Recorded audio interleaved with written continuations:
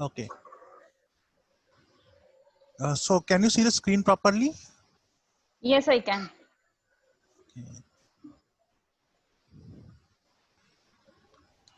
Right. So this is introduction to RPA. Now, the very fundamental question before we begin anything, right, is what is RPA? Okay. We know the full form is called robotic process automation, right? Hmm. But what does it really means? See, actually, the thing is, automation is not something that is very new in terms of technology. Okay. It has been around for a while. So we have been automating things for a long time, right? For example, Yes. when you basically use an ATM, okay, what is that? Hmm. Automatic teller machine. So it automates Yes. something that a human being used to do. Okay, Huh. in factories and other places, you have machines that automatically make things like cars and stuff. Okay, if you look Hmm. at on a software side, like your,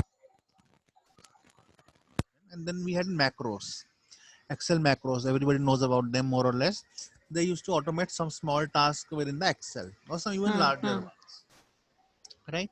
So Yeah. what is different with this kind of a automation is that all these automations, when you talk about, let us say, Selenium web drivers or macros, they have a limited scope. Selenium, for example, can only do the automation of web-based applications. It cannot handle Windows-based. Similarly, if you Okay. think about Excel macros only work for Excel, right? Uh, Yeah.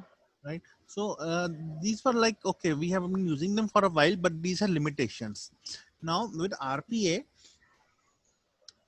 is there are tools like Bluebism or UiPath in robotic process automation. But Hmm. what is different about them is they integrate multiple technologies within one product, right? Okay. So what happens is, like I have told you in the previously also, that this one product itself can automate multiple applications. They can handle Windows application, they can handle web applications, they can handle mainframe and Citrix applications as well, right? So what has really brought RPA to the main front is three things. First, it's non-invasive. Normally, previously when we used to do automation, we used to do with APIs, that Hmm. is application programming interfaces. Now they were great at automation, but there was a problem with them. Like if you want to use an API, you have to change the code of the application itself. Okay. Hello. Hello. Hello. Hello. Yeah, Yeah. yeah, sorry. Okay, so with APIs there was a problem. Okay, and the problem is they had some limitations. So what were these limitations were? First of all, older applications could not use APIs. Okay, Which applications? old applications written in COBOL. Okay. So applications that actually, what happens is when you talk about banking applications, right? These are very Huh. old. They have been written 70, 80 years back. That time there was no provision of APIs or any such thing, right? So I want to Huh. automate a 80-year-old banking application. I can't do with APIs, right? Okay. How would I do that? Second thing is, even when sometimes APIs are available, it's not feasible to I don't have the control of application. For example, it might be a banking application of US client and I'm just an outsourcing partner. So I might want to automate the process to save the cost, but they will say no, you cannot touch our application, right? Okay. That Huh. is the second kind of scenario. So this is where the RPA comes in, and our first point, that it is non-invasive. It does not require any changes to the code of the application, right? So what happens is it automates the same thing with the GUI, that is graphical user interface. That is in the say it uses software in the same way human being does, through interface. Okay. Okay. So if I am clicking a button on a web page, the RPA will click the button on the web page in a very similar kind of way. Second is it's Okay. easy to scale. Easy to scale means once I have created the RPA bot, I can just copy and paste and modify the processes, modify it for different processes, right? So that Okay. is what we call is easy to scale. Okay. And third is RPA is future proof. right? So future proof means in future also it will keep on working, because again I am not interfacing directly with the code. I am just interfacing with your GUI that is present to the customer or to the operator. So that makes it a future proof technology. So Abhinav, what will happen is the code will be written in some other language, and RPA is going to it will automate that particular code. This is what going to happen. No, so that's the thing. Or RPA does not automate the code. Okay, Okay. RPA works on the GUI. Just like, for example, if you go and click on a website on a button, right? You are not interacting with the code. You are interacting with the interface part of the application, Okay. right? So RPA works Huh. exactly the same way. Okay, that is why it is in some sense slower than the APIs. But that's okay. That's a good trade-off, as long as we don't have to touch the underlying code of it. Okay. Right, so this is like a diagram which tells us what is RPA or what actually it does. So it emulates the human actions. This is pretty simple to understand. It basically works the same way as a human being would work, right? Hmm. So for example, you are going to visit a website. Let us say you visit a Gmail very so often, right? Now tomorrow, Huh. the even if the Gmail's interfaces changes a bit, its functional. Hello. Hello, Hello. yeah, audible. Yeah. Yeah, Yes. Yes. Yes. Now. so I'm saying that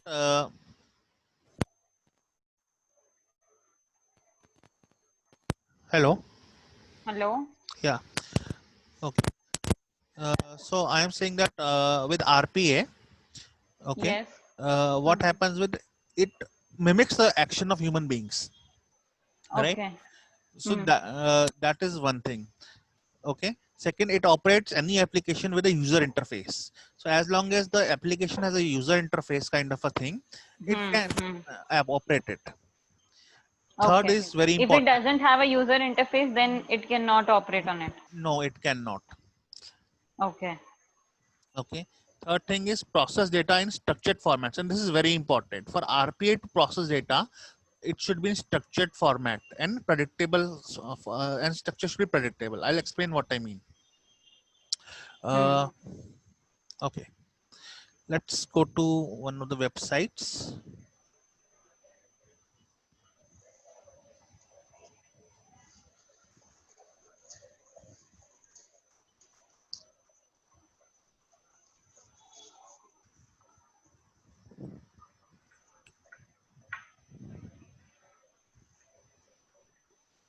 Okay, so this is a website called RPA Challenge. Normally we use it.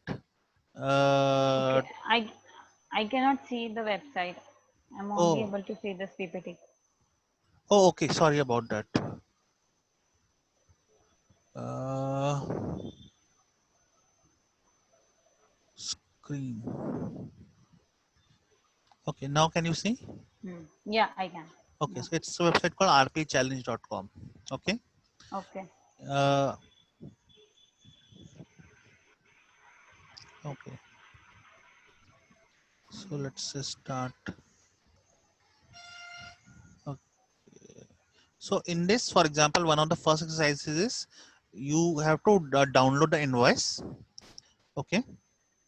Hmm. So read the row and download the invoice. Okay. So this is your invoice, for example. Okay. Yeah. Now you can see that if I download any of the invoice, they are in the same format, Same format. Yeah. right? And this is very important for RPA.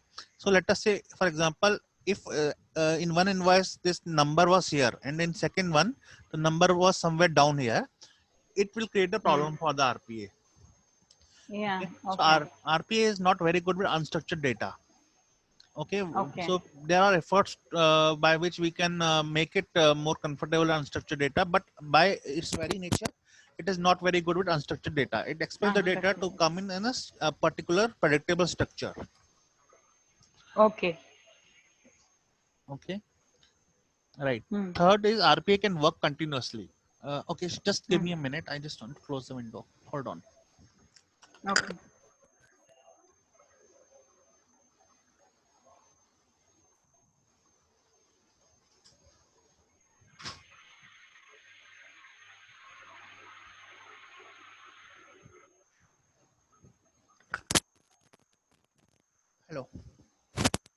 Yes. Yeah. So third is work continuously. Now, what this means is, let us say, as a human being, think about that you are an operator, okay, whose job is to, Hmm. copy paste the data. And so you are in a, like Hmm. a call center kind of a situation or back office processing kind of a situation where you're just copy pasting data from one application to another, and you do some processing in Excel before you do that, right? So how many hours can you actually work like that? Maximum. Hmm. Okay, and maximum, if you are very good, you can work 8 hours. Okay, and that is very good if you are very good. What happens is, as a human being, we are not made to do repetitive tasks. We get bored. Okay, when we get bored, our brain kind of Yes. shuts down, right? And we then Hmm. tend to make mistakes.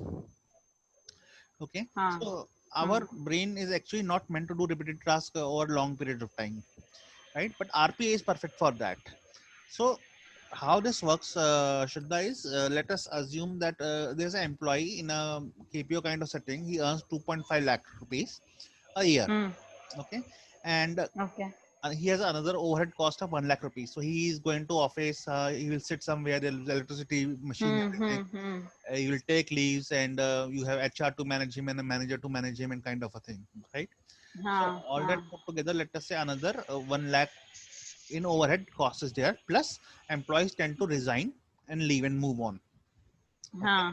so there's a cost of retraining the new employee and Huh. all Huh. that Other stuff, employees. Yes. right? So, but the same kind of a job can be done by RP robot, which can work 24/7, and there's no overhead cost with it. Okay, it will never leave. Hmm. It will work continuously. Hmm. Okay, it doesn't Yes. have to Huh. have an office. It doesn't have to have anything else. It sits on a Huh. server, and okay, even if the license cost of RPA is same as that of a person, still Hmm. it will bring in ROI because it's actually working 24/7. Huh. Huh. Okay, and it has a very high accuracy rate. Like I said, even if you have a copy paste job, you will tend to make some mistakes. Mistakes. Yes. Yeah, so because let us say you are copying something from Excel into application, so you Hmm. might be copying something from row 44, but to by mistake click to row 45. Happens. Hmm. Like I Hmm. said, human Yes. being is not exactly meant for repetitive tasks, but RPA Hmm. will never make a mistake. Okay. Okay, so these are the kind of a things that basically RPA is best suited for. Okay, Hmm. so what happens when we put an RPA application in a company is two things. The robot gets a tedious kind of jobs like data collection, data entry, storing files. Okay, and the human Hmm. being is kept at high level kind of a thing. Hmm. Okay, so let me just put it this way: if we do analysis of a task, okay, any Huh. task, what we do is, what we understand is 70% of our time is actually spent on gathering the data. 30%, 20% goes into analysis kind of a thing, and 10% is what only goes in actual action. Think of it, let us say you want to buy a car tomorrow. Okay, so you Hmm. decided that you want to buy a new car for your family.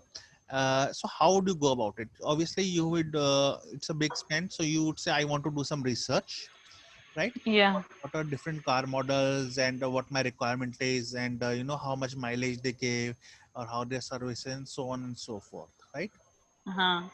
So that is what nothing but data gathering. Okay, then Huh. you will do analysis. Okay, I want a car that can seat four people but also have a very good mileage, and Hmm. it has a good service center nearby to Hmm. wherever I live, right? So that part is analysis. That is where you are actually making a choice. Okay, and the last 10% is you actually going and buying a car and doing the payments and stuff like that. Huh. Hmm. So same thing also applies to whenever we do a day-to-day task, right? So let us say when we go to office, and boss says, okay, hey, I want you to prepare this report. Okay, Hmm. so what happens is, Okay. first we gather the data. We will go meet our colleagues, figure out the data, right? So we'll Hmm. gather all the data, then we will do the formatting of the data and put it in a kind of a structure, right? Then we do Yeah. analysis and we say, okay, this is something that makes sense, this is something I will not put in report because it doesn't make sense. Okay, Yeah. and then finally I make a report and submit it to my boss. So that is a 10% of a thing, right? Huh. Same thing applies everywhere. in all our work related tasks, this is the pattern that we actually follow. Now imagine how good it would be that I would not have to do 70% of the task. That will be done by robot. Robot will gather all the data for me. Robot will also put that in format for me. All I as a human being now have to do is to figure out whether the robot has done the good job of it, or whether I need to modify it. Right. So that is the basic idea behind introducing the RPA kind of setup in an organization. Okay. Okay. So let's look at some of the examples of RPA, and then I will show you a video of a RPA robot in action. Okay. Okay. So a lot of tasks are there, like simple tasks, like let us say payroll processing. Everybody goes to office, they get a salary, right? Behind it, the scene, there's a manager who actually calculates your salary based on what is then your offer letter, how many leaves you have taken, okay, and what your tax information that you have given. So based on Hello. Hello. Hello. Hello. Hello.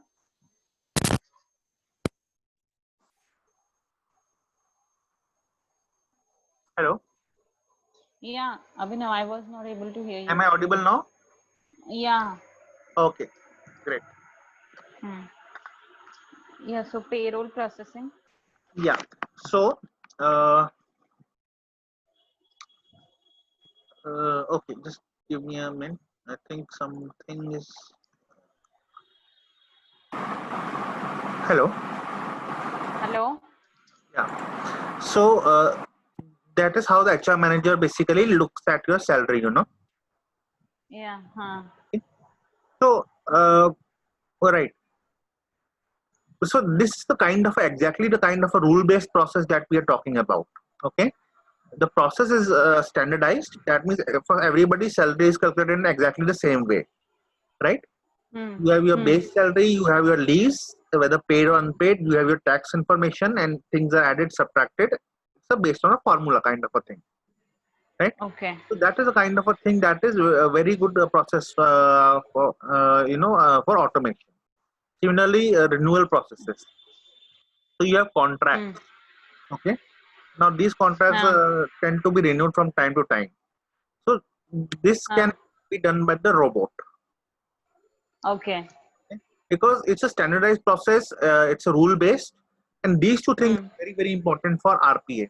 The process, whatever that you are automating, must be standardized, okay, and it must be rule. To think about giving a loan application to somebody, okay. So bank has a very simple criteria that, let us say you have a salary of 30,000 rupees, okay, then only you are eligible for X amount of loan. If you have more than 50,000 rupees, you are eligible for Y amount of loan, okay. Yes. So on and so forth. So when somebody, let us say, puts an application, the RPA robot can automatically scan all the information, put it into system, and figure out that, okay, am I eligible for this much amount of loan or yeah, not? am I eligible for loan or not in the first place, and if I'm eligible, to what amount I can get it, right? So rule based process, predictable and stable, okay. But wherever in a process comes the human this thing, human judgment, RPA will not be able to do that. So for example, maybe in bank there is a scenario where we say, okay, even hello, Yeah. let us say in a bank, let us say there's a scenario where the branch manager says, so even though the salary of the employee is 29,000, that means he does not meet the criteria. He's a very old customer of our branch, and we should take that risk because we know he will pay us back. Okay. So that is the human judgment part of it. But how do we explain this to the robot? We cannot, right? Yeah. Such a process is actually not suitable for RPA point of view. Okay. So let me show you some of this before we. Okay. So these are some of the videos of the robots doing the processes. Hold on. Okay. Okay.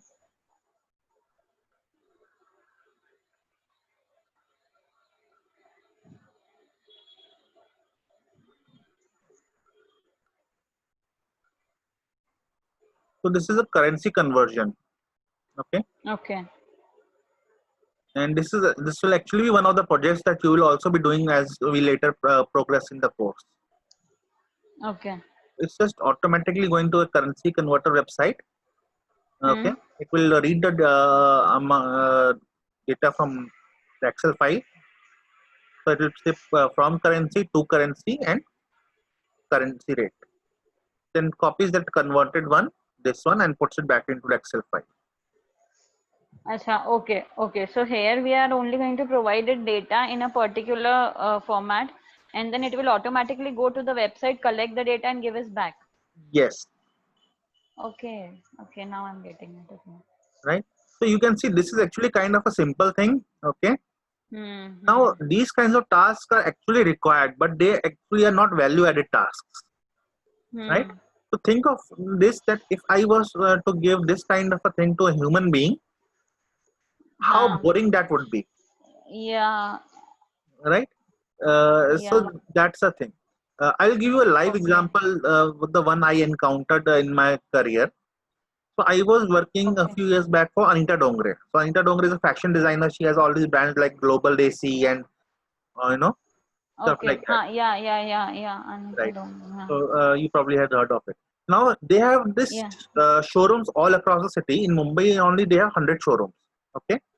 Now what happens is they have employees in the showroom who comes in and put the attendance using swipe card. Right. Pretty simple stuff. So there was this HR manager there whose only job, okay, was to log into the machine, okay, of a particular store remotely, download the data into Excel file, format it, and upload into HRM system. Now there are 100 stores, so she had to do it 100 times. So that would used to take actually around half a day. Okay. Yeah. So this is a job that actually needs to get done, because otherwise, how will you calculate salary properly? Right? But think of it. Does this job actually adds any value to the company? No, it does not. Right?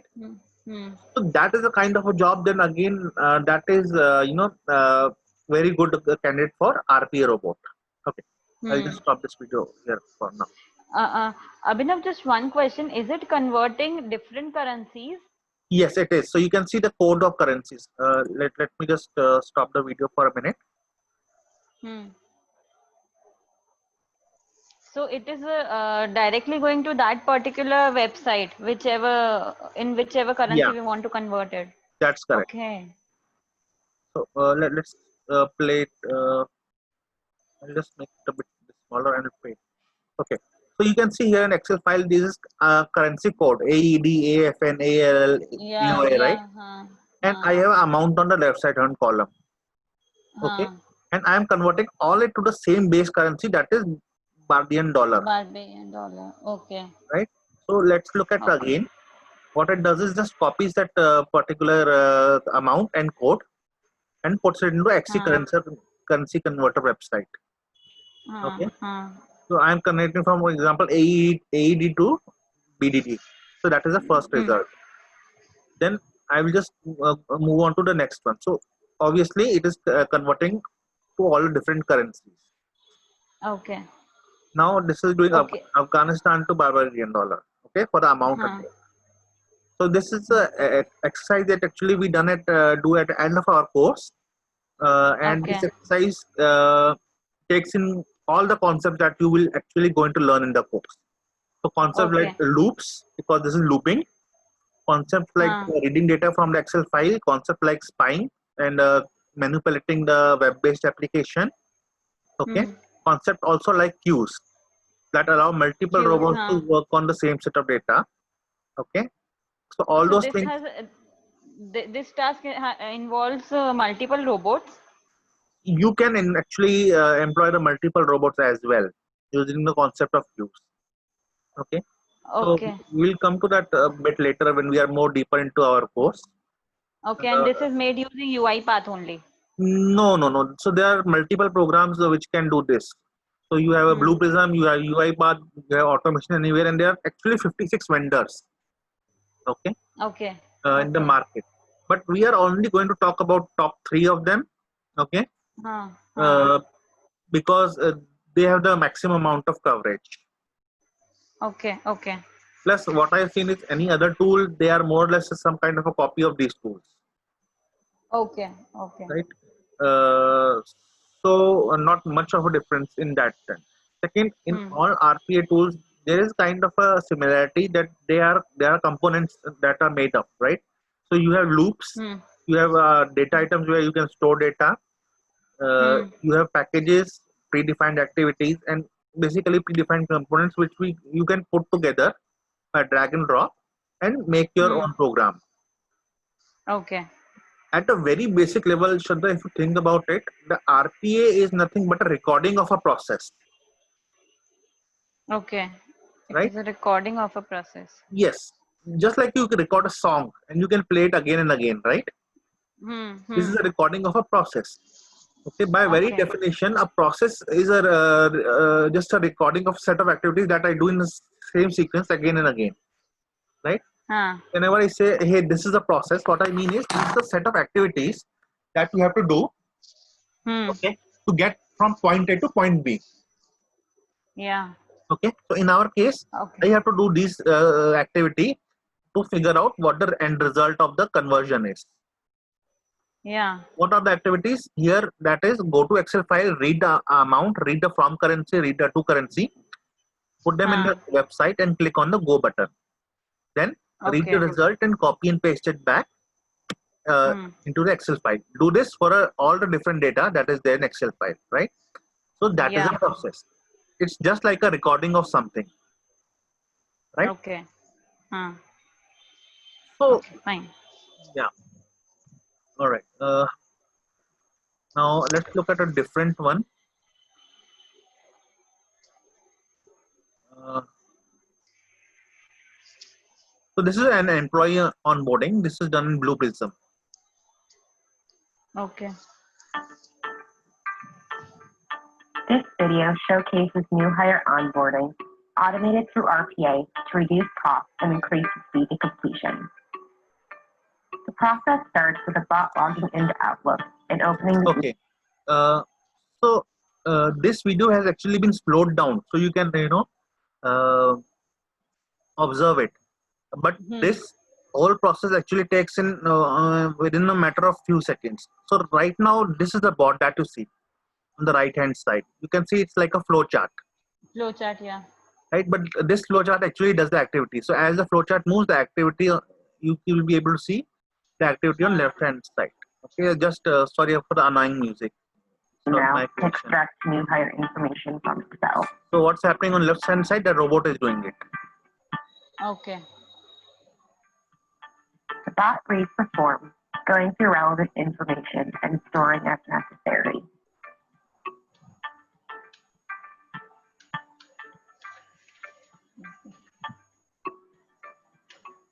The bot now opens Outlook and writes an email to request more information from the new hire. Once the bot receives the email from the same new hire with updated information, it proceeds to read the attachment.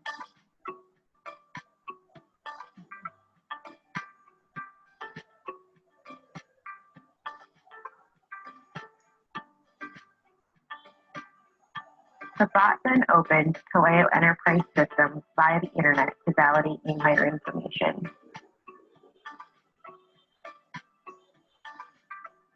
It proceeds to enter the new hire profile within Taleo and validates candidate match through a web search. The bot proceeds to open PeopleSoft to complete the new hire profile.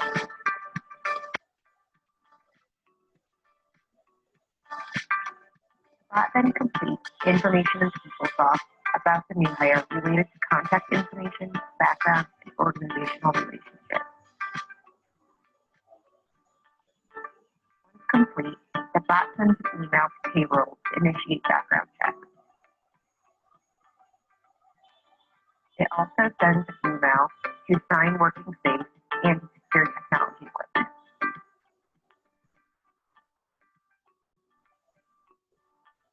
Finally, the bot sends an email requesting building access for the new hire, including notification to payroll of the new hire information. So that was our bot taking a document from an email, okay, reading it and putting the data into an HRMS system, basically. Okay. Yeah. All on its own without any kind of a supervision. Right. Okay. Yeah. Huh. So employee onboarding, creating of user ID and password in IT systems. These are kind of everyday things that these kind of jobs actually have a name. They are called armchair jobs. Okay. Okay. Armchair jobs. Yeah. Why? Because you just have to sit one place, see the information on one screen, scroll your chair, put it into another screen. Okay. They are the kind of jobs that actually need to be done, but they don't actually generate a lot of value for the organization.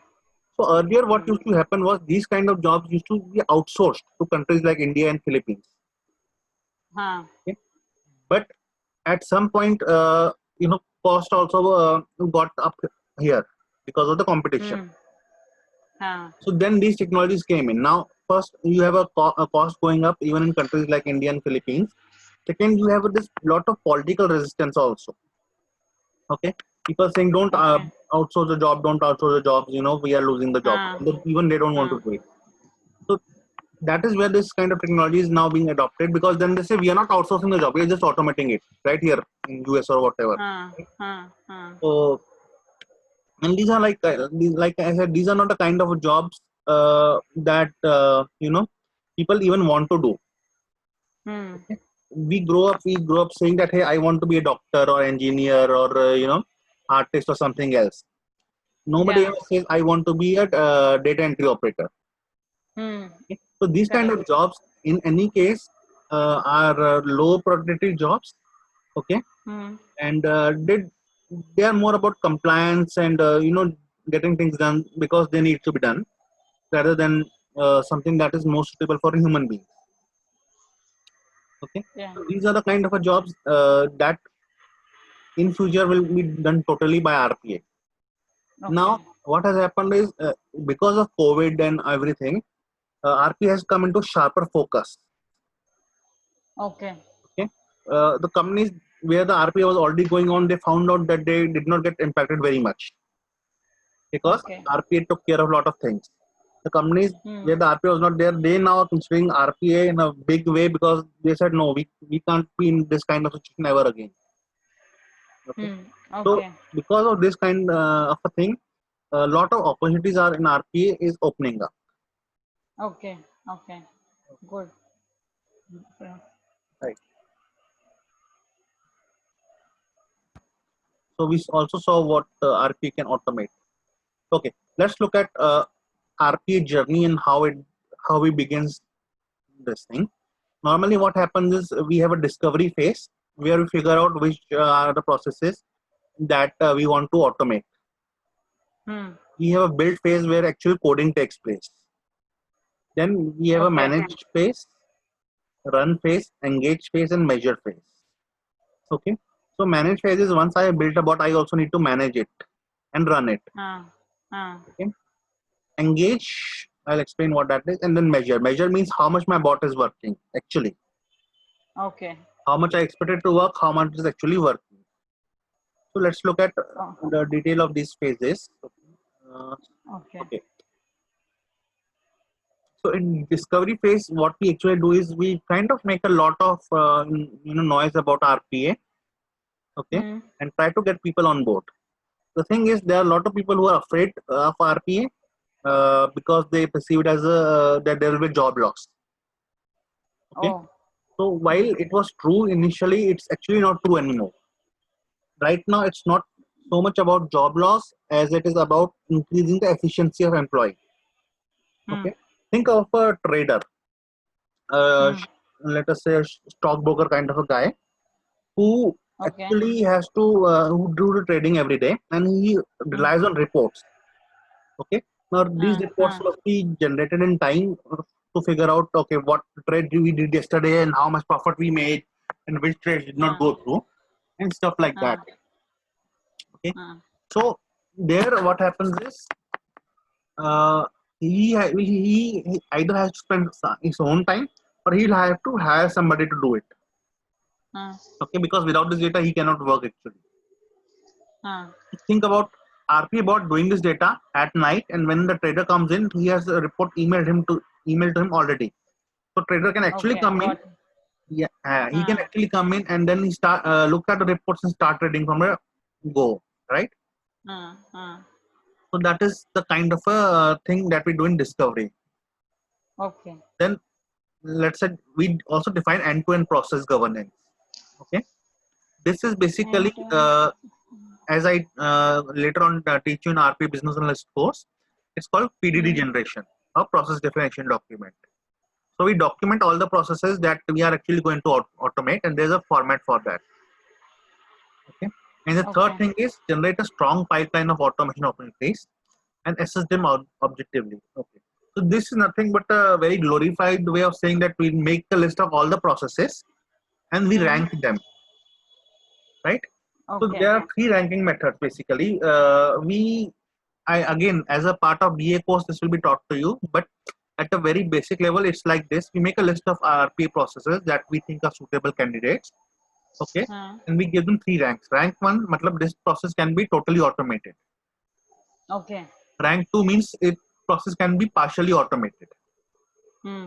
Okay. So let us say a process is 10 steps. I can automate 7 steps and still get a great amount of value. And 3 steps will still remain the manual. Okay. And rank 3 means Ah. this process cannot be automated. Okay. Okay. So how this ranking is achieved, that is a part of the RPA BA course journey that you will be taking in next few days. Okay. Then you have a build phase. Okay, build phase is where coders actually read the PDD and change that logic into actual RPA, the kind of thing you just saw in the videos. Abhinav, just one second. If a particular process, if we define, suppose 10 processes and some of them cannot be automated, then what do we do? So there are two things, only two logical things we can do. Okay, Hmm. let us say we have 10 processes and we have identified that out of that 6 can be fully automated, 2 Hmm. can be partially automated, and 2 cannot be automated. Okay. Okay, so Huh. what we'll do is we will then have to ask the question why those two processes cannot be automated. Okay, Okay. so Huh. is it that the process is not very well defined, in which case we will Hmm. have to re-engineer we might have to re-engineer the process, okay, Okay. and then automate it, or we might Hmm. not automate it. Simple. Okay, but if we are not going to automate it, then it means it will require human intervention. Yes, it will. See, understand that even when we are automating the processes, it will still require human intervention. Why is that? That is because of exceptions. See, wherever there is a process, there will be exception. Okay. Okay. So Okay. we know that if a process is there, the Hmm. exception will come. Okay. Okay. So when the exception comes, the robot is actually not able to handle it. So in RPA, what we actually do is we actually make the robot generate a report of exception and email it to a Hmm. human being. Okay. So human beings are then only in charge of managing the exceptions, right? So think Okay. of a robot Okay. that gets 100 requests per hour. So if Hmm. our exception Hmm. rate is 10%, then we know that out of those 100 requests, 10 cases will be that the robot will not be able to manage. Okay. So those 10 cases Hmm. still need to be done. We cannot just not do them. Yeah. So Okay. those 10 cases are looked on by human being because now they require analysis. Hmm. Hmm. So human being looks at it and analyze why the robot was not able to do those cases manually, and then makes the adjustment to the robot. So next time the robot is able to do those cases.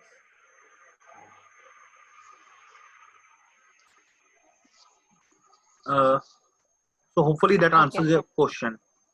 Yeah. Yeah. Yeah. Okay. Great question, by the way. Okay. So we have discovery, we have built. Now other phases are manage. Okay. Hmm. So Okay. manage means what? Processes are not set in stone. Okay. Today we Processes have are not. processes are not set in stone, right? They are Okay. not Hmm. permanent, right? Hmm. They always change because of the business requirement or external factors. Okay. Hmm. So let's go back to our invoice generation that we were seeing here today. Uh, yeah.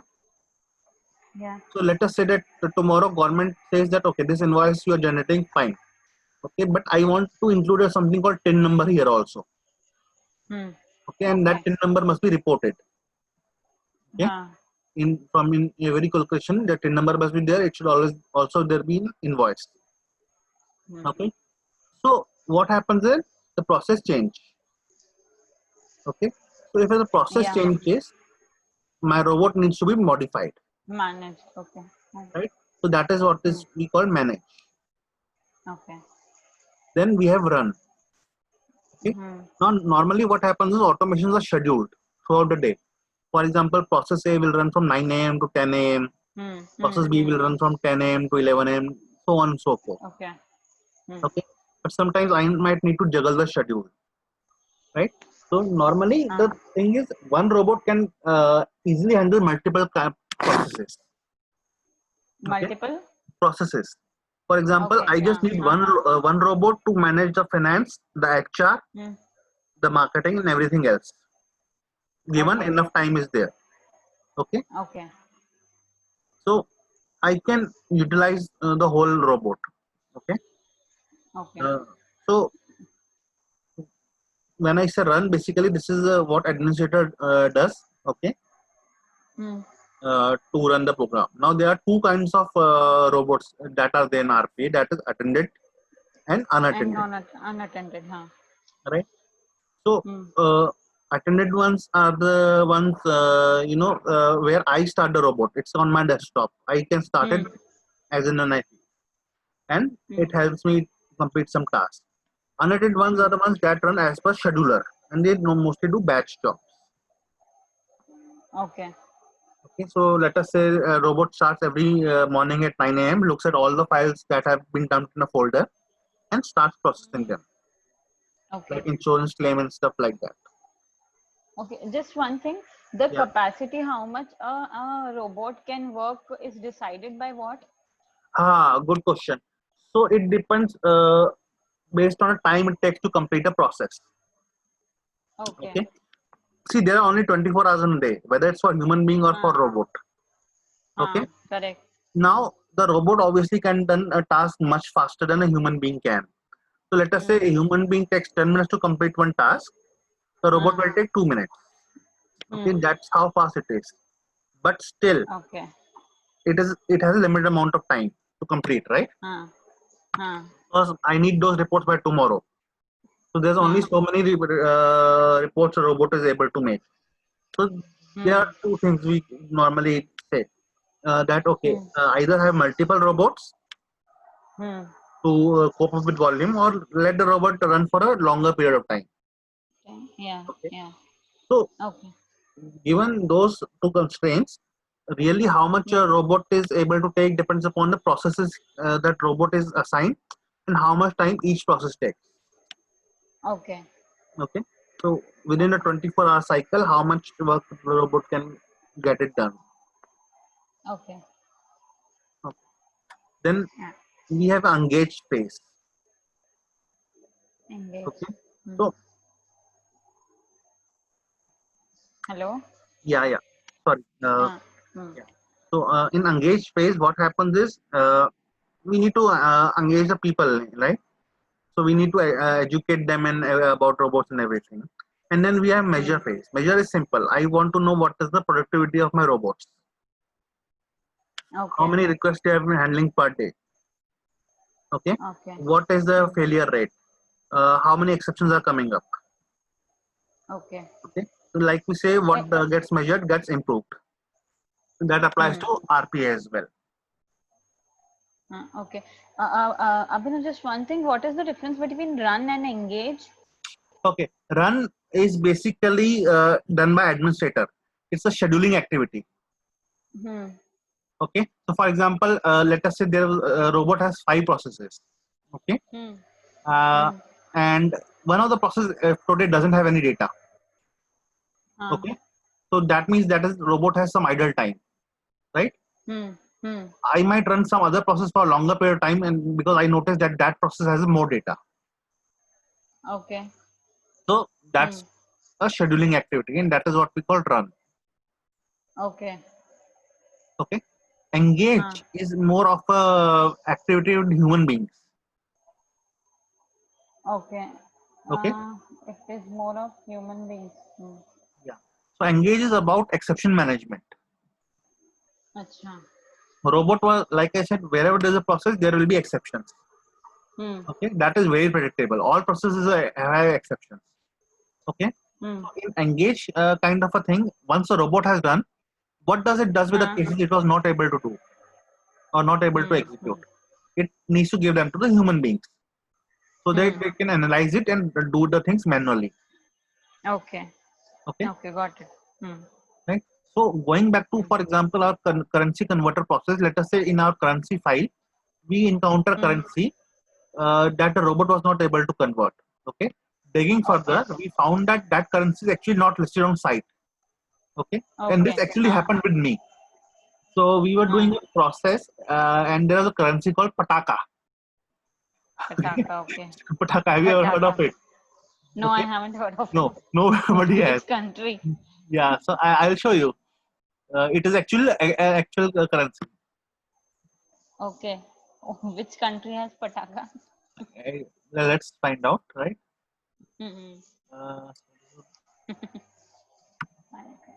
Yeah, see, it's Macanese. Okay, and I don't know where Macanese is. I mean, I have not even heard of the country. But there is a country called Macanese, and they have a country called Pataka. Right? So this kind of things actually happen. Okay. So now what you need to do is, okay, you need to say, oh, okay, this site does not have that currency, but I need to convert it anyways. Okay. So what are things I can do? Either I can manually do it and put in system, or I can tell the robot to go to some other site to do this currency conversion, or I can write to the site and tell them, okay, hey, I also convert this currency, please add this currency to your database. Right? So I need to take corrective action, so as to say. Okay. So now to take the corrective action, what I had to do was I had to analyze. And I had to complete things manually for a time being. Yeah. Okay.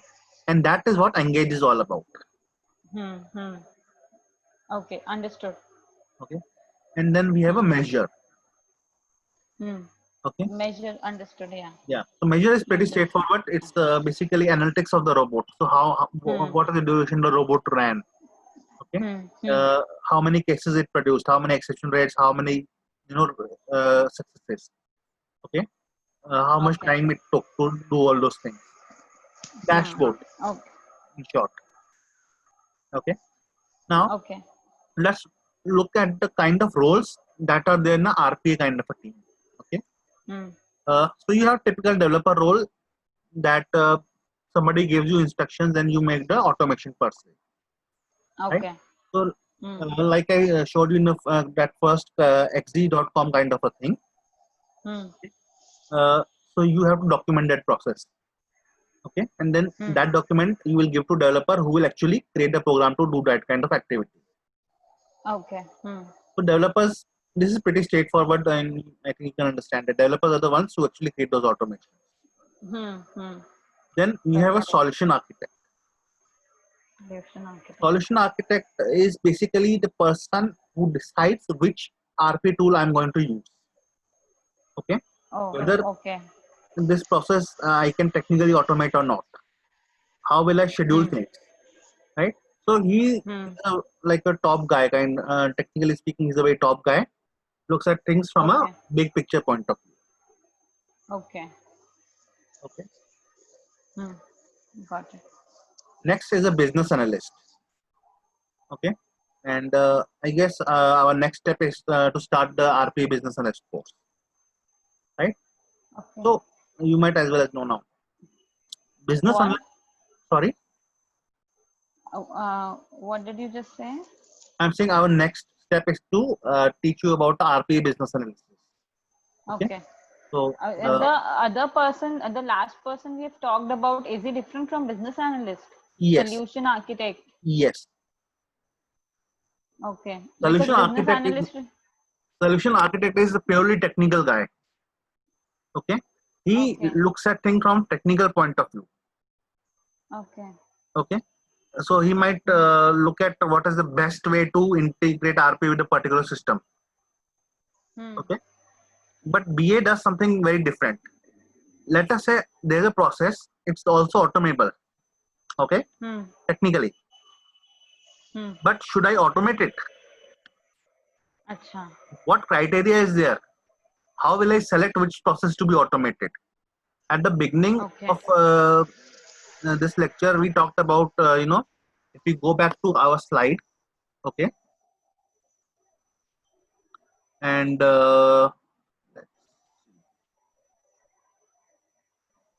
okay,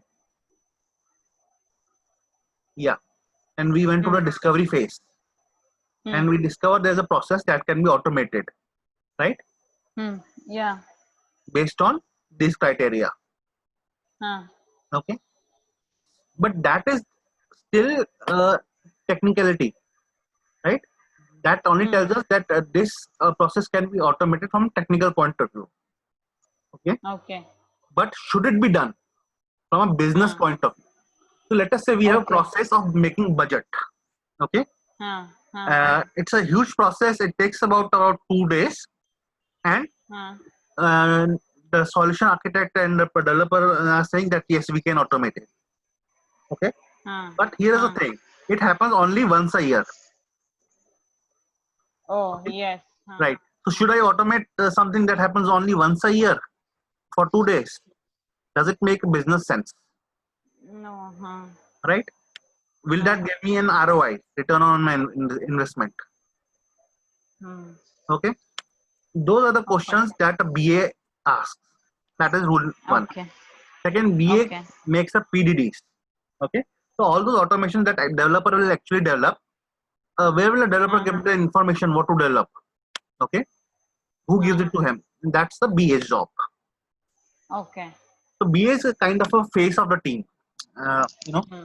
And that's why I was actually telling you in earlier also that why don't you consider the BA as a job role? Huh. Huh. Because Huh. it's not that BA does not have his hands on things technically. It's just that he doesn't do it on a day-to-day basis. Okay. On a Okay. day-to-day basis, Developer what has BA to do does that. is BA maps the processes. Okay, he Hmm. makes a very detailed document. And as I teach you about RPA BA course in next few days, Hmm. the exercise you will come to know how much amount of thought goes into making those documents. Okay, Okay. but it's a BA who Yeah. makes those documents. He goes to the stakeholders, he gets that Hmm. information, and he creates a Hmm. document. And on the basis of Okay. this document, the developer develops his code. Okay. Okay, so it's a very client-facing kind of a role. This is a role where you get to interact with the top management, the VPs, the Okay. CEOs, and the CIOs. Developer actually never Okay. gets to interact with the top management. He will only come to you. If he has a doubt, he will come to his team lead or it will come to you. Okay. And it is your job to make developer understand what is going on in the process. Okay. Okay, Hmm. bit one level up to a BA as an implementation manager. Okay. Okay, and implementation manager basically makes sure that whatever the technical things we are doing, they are implemented properly. So both the Okay. BAs, now what happens is in most organizations the role of BA and implement manager has got merged Okay. because Single RP person. projects are typically very short life cycle projects. So they go on for 6 to 9 months. Hmm. Okay, Hmm. and if it's a very bureaucratic organization, maybe 1 year, Hmm. not more than that. Okay, Okay. after that the project may enter into a maintenance phase. One or two programmers will be assigned to maintain the program and stuff like that, and then you move on to the next project. Okay. Okay, and a lot of people ask me this question that okay, if it is a very short term project, is my job in any kind of a day? Yeah. No, because there is no dearth of projects. So you complete a Okay. project in one department, then you move on to another department, and the companies now are automating all departments. Okay, so if you stay in the same company, the probability is for one client, if they have got some big client, you will be doing projects with that client for at least 2 to 3 years easily. Hmm. And if it is not a big client, then in most probability that company has a couple of smaller clients, right? So you will be doing one client per year. Okay. Okay. So no, it does not mean that. And second thing, like I said, things break in RPA, Acha. and you need to Acha. fix them from time to time. So you need to budget some time for those activities as well. Okay. So in reality, what happens is your 20% of the time is spent with fixing things with the current line. Okay. And 80% is done on new project. Okay. Okay. So that is how it goes. Then But there are ample of opportunities na in RPA. yeah. I mean, RPA is actually one of the 4 trending technologies that is generating jobs. So what are those 4 technologies? Okay. So first is you have cloud. Second is RPA. Okay. Third is cyber security. Okay. And fourth is mobility. Mobility means apps, development of mobile apps, like for iOS and Android. Okay. These are the only 4 areas which are generating any kind of jobs. Okay. Now the thing is, except for RPA, all the 3 areas it's very difficult to get into. Okay. Why? Because they are very, very technical. So if you want to do cloud, you have to do Amazon or Google Cloud, and those are very, very technical fields. Even technical people don't find it easy. Yeah. Similarly, cyber security is, I think, somewhat okay, but still, barrier to entry is a pretty high. RPA, no such thing. RPA is actually one of the things that stand out because anybody can learn this easily. Okay. And this is actually some technology that saves a lot of money for companies. Okay. So imagining where a task was, I was there have been a lot of insurance companies which were saying that previously it used to take me 5 days to process an insurance claim because there are a hell lot of rules. Okay. And now it takes half an hour. From 5 days to half an hour. Imagine how much money they are saving. Yeah. So these are not only high in demand kind of jobs, they are also very high paying jobs. Okay. So in that sense, things are good right now. Okay. But like any new field, the people who get in early, they tend to make the most. Okay. Because wherever there's a demand, there will be supply somehow. People will rush to learn, and in couple of years, maybe 5 years down the line, there will be ample amount of talent. Yeah. Okay. So like if you get in now, then you are ahead of the curve. And this is a technology that is not going anywhere. It's evolving day by day. Now the third set of roles is infrastructure engineer. Okay. Now to infrastructure engineer is a guy who takes care of the physical infrastructure like servers and stuff like that. Okay. So obviously these RPA programs, they need to run somewhere. So what should be the configuration of the server we like? Okay. How will it connect to other programs which is running, virtual machines and stuff like that. So it's a technical, core technical role of infrastructure engineer. And then fourth, you have RPA support. RPA support is pretty standard. You have made the robots, now they are automating stuff like that, but obviously they need to be maintained from time to time, right? So you have a RPA support or administrative kind of guy who will look at all the robots. Okay. And if any small changes need to be made to their configuration, it will be the RPA support guy. So these are all the roles. So yeah.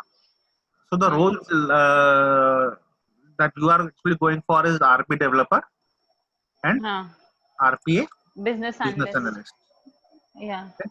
These 2 things are the roles you are going for. So our understanding is, okay, learn both of the things and then you can decide which one you want or which one is more interesting to you, and then you obviously will be helping you find a job in that one. Okay. Then we have a concept called hyper automation.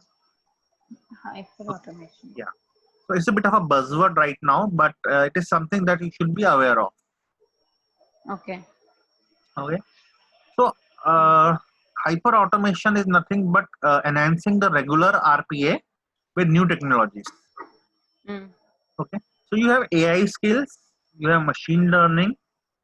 Okay.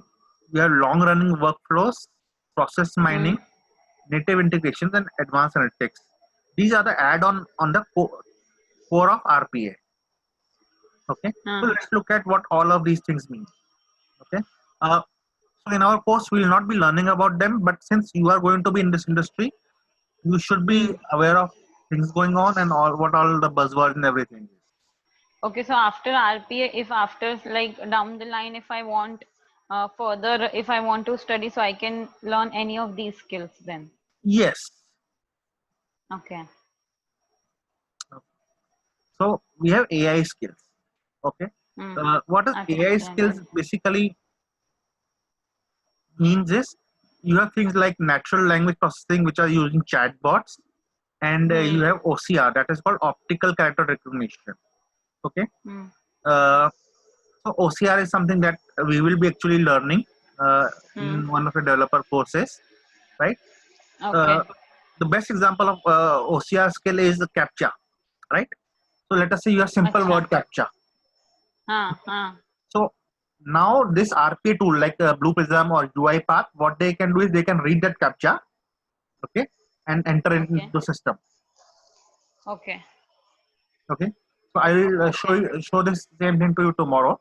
How they do it. Okay. Yet even RP tools have reached a stage where they can even do the complex captchas like Google Captcha, where you have to select the image. Yeah. So even Out of many images. Yeah, out of this select the street lights, that kind of stuff. Yeah. So now RP tools are able to solve that puzzle as well on their own. Okay. Right. Nice. So they are actually approaching a point where they will pass maybe pass the turning test. That is, you will not be able to tell what you are interacting with a human being or a machine. Acha. So that much sophisticated these tools have become. Second is machine learning. Okay. Remember how I told you that process needs to be maintained because there are some small changes that happen. But with machine learning, what we can do is with the machine learning, you can automatically process the RP robot automatically learns from its mistakes.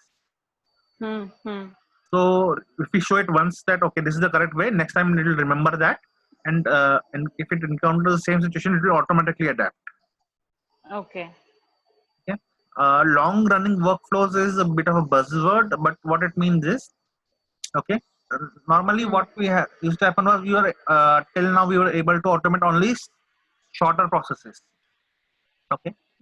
But with this kind of enhancement, we are able to automate very lengthy processes as well. Acha. Right. Process mining is nothing but a way of figuring out all the variations in a process. Okay. All the variations in a process. Yes. Okay. So the UiPath has a tool called Selenius, which actually does a process mining. Right. When I say all the variations in a process, what I mean is, let us again go back to the our example of I'm giving out a loan as a bank to a customer, right? So what are all the variations in my processes? What are the cases? Case A, I get somebody has selected 30,000, I can give them X amount. Case B, I give them the Y amount. Okay. Case C, this thing. Case D, customer is not qualified but is has been customer for a very long time. Okay. So he still I can still give him the amount given that human being gives the eligibility criteria as okay. Okay. So all these are nothing but variations in a process. Okay. All the variations, including the exceptions. Right. So tools like Selenius, what they do is they automatically capture all the variations of a process and generate some of a document automatically. Okay. So that is the UiPath and other tools of RP, they can be used with other tools also. Yes. So I can actually, for example, if I'm working with something like SAP, Tally, or whatever, I can use process mining to figure out how the process works and what are all the things that happen in that process. And UiPath, it accepts the results of other softwares. Like Tally, you said it will Yes, accept the. yes, Okay. it does. Okay. Okay. Okay. So we won't have to convert it into some other format. Matlab, it supports all the format UiPath. Yeah, actually it does. Okay. So UiPath can work with any software. It can work with SAP. It can work with web applications. It can work with Oracle. Anything.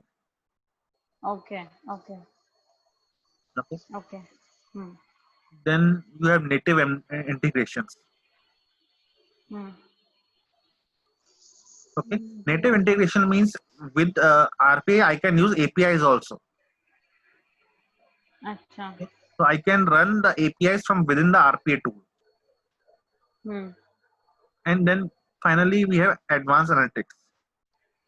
Hmm. Okay. Advanced analytics again is a very what you called fancy word for dashboard. Okay. For? Dashboard. Okay. Right. So I measure how my robot is doing. Okay. But Hmm. I am able to measure a lot of aspects of it. And I'm able to figure out how much return on investment I'm getting from that particular running that particular robot. Okay. Okay. That is all it Hmm. means. Hmm.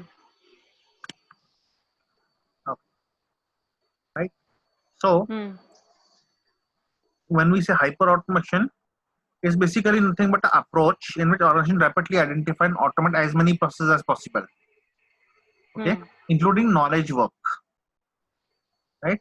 So Knowledge of. yeah.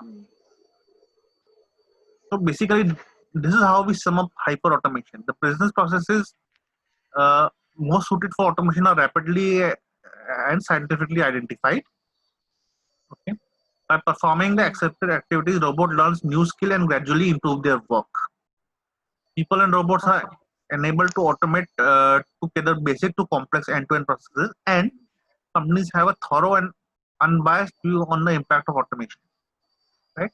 Simple Okay. words, if I say this is nothing, but I start with the automating a dumb process. Okay. Hmm. Initially, robot Okay. do things very mechanically.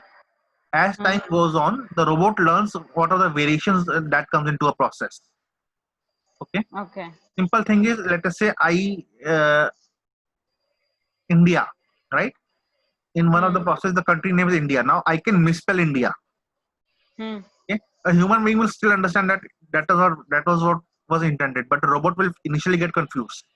Hmm. Okay. Hmm. But over a period of time, it will make out that there's a list of combinations that actually means India only. Okay. Okay. So robot will figure out that there are 13 to 14 different wrong combinations of the word India, but they still mean India. Okay. Okay. So it will enhance, and that is what it does using your AI skill. Okay. Okay. And then Okay. ultimately what happens is we come into a place where robots and work together. So that is actually something that will happen in next let us say 2 to 3 years, where Hmm. tomorrow if you go to work, your teammates, some of your teammates might be human but some might be robots. Hmm. Hmm. We have this Oh. concept of a virtual worker. Okay. Hmm. And it actually is true that a virtual worker is 80% same as human worker. Okay. In what Okay. sense? Let us say you go to office, right? You have an ID card with unique employee number. Hmm. Robot also have the same thing. It's a virtual ID card, but it also has a unique ID number. You have a dedicated workstation. Okay. Huh. Robots actually tend to have their own workstation. They are called virtual machines. So they are not physically there, but they are virtually there on the server, but they are dedicated machines with dedicated amount of RAM and CPU processor. Huh. Okay. Huh. You have access to some applications which you need to do your work. Okay. Including there can be different kind of access. Like you can have normal access, you can have administrator access, you can have finance manager access. Okay. The same thing will be applicable to robot as well. Okay. Okay. you have a schedule according to which you work. So you come at 9 a.m., leave at 6 p.m. Robots also have a schedule. Okay? They might have a much more hectic schedule, but they have a schedule. Okay? And finally, you report your work to your boss. The robots also do the same thing.